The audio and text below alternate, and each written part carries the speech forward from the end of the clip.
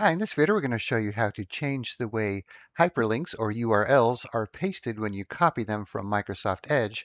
So you may have noticed when you copy a link like this and you paste it into maybe an email or Word document, it actually pastes in the title of the page rather than the link itself. So for example, I'll copy this, go over to Word, paste it in, and you can see it just has the title of the page there.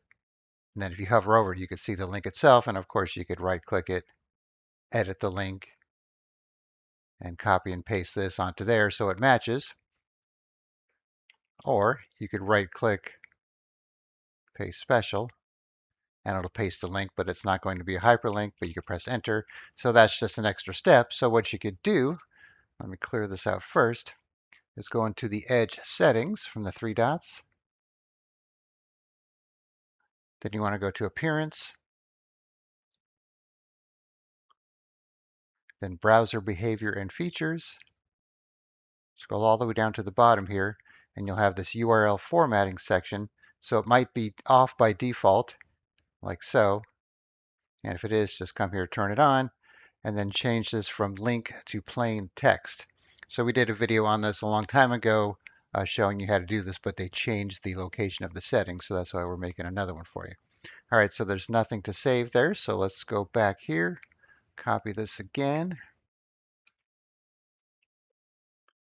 paste it in. I have to press enter to get it to turn into a link.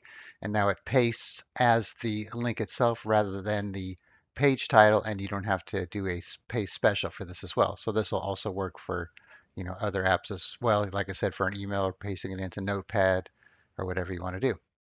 All right, so once again, let's go back to the settings here, three dots, settings, appearance, scroll down to browser behavior and features. Scroll down again, URL formatting. Like I said, it might be turned off by default and already set to link, so you'll have to turn it on, and then you could change it to plain text, and that's all there is to it.